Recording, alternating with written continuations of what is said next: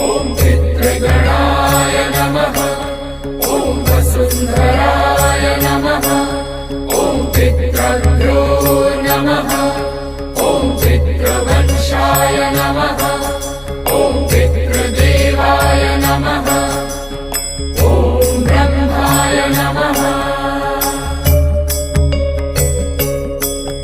ॐ पितृगणाय नमः।